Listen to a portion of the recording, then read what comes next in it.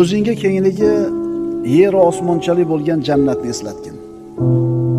Bu dunyoda och qolasan, chorasiz qolasan, xafa bo'lasan, kasal bo'lasan, haqlaring qoymol bo'ladi, zulm ko'rasan, shunda tushkunlikka tushib ketasan.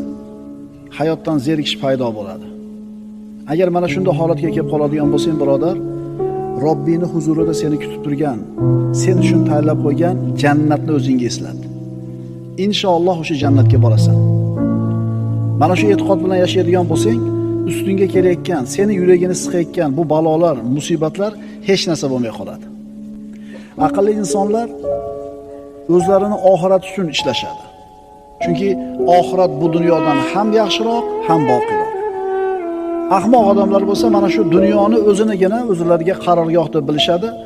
Shu dunyo hayotini, huzur halovatini orzularining cho'qqisi deb biladi. Alloh taolo aytadi: "Bal tu'sirunal hayatad dunya val axiratu xoyrun va abqa." Yo'q, sizlar dunyoni ustun ko'rasizlar. Vaholanki oxirat ham yaxshiroq, ham boqiroq. Birodar, dunyodan zerikkan bo'lsang, muammolardan to'ygan bo'lsang, ko'ngling sovib ketayotgan bo'lsa hayotdan, seni oxiratda kutib turgan jannatni eslat. Shunda bu musibatlarning hech narsa bo'lmay qoladi. Musibatga eng besabr odamlar kimlar bo'ladi? Ayni oxiratda unutganlar, oxiratdan umidi bo'lmaganlar. Chunki mana shu dunyoni ichida dunyoda o'ylashadi. Ularning ko'ziga faqatgina shu dunyo hayoti ko'rinadi. Undan boshqa narsani tasavvur qilisha olmaydi.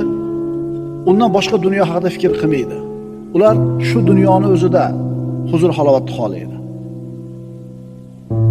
Alloh azza va jalla yaratgan narsalar, mana siz bilan biz dunyoyimizda. Har bitta yaratgan narsani ziynati bor va shu narsaning orqasida maqsad bor. Har bitta yaratilgan narsani ziynati bor va maqsadi bor. O'simliklar, ularning ziynati bargi va guli. Lekin maqsadi nima? Maqsadi nima? Doni va mevalari. Kiyimlar. Uni ziynati rangi, fasoni, shakli, uzunligi, kaltaligi. Lekin maqsadi nima undan? Avratni yopishligi. Dunyo hayoti, birodarlar. Buni ham Alloh taolo yaratdi. Uni ziynati boylik, farzandlar, oltin kumushlar, uylar, qimmatbaho ulovlar. U ziynati dunyoni. Lekin maqsadi-chi? Iymon va solih amal.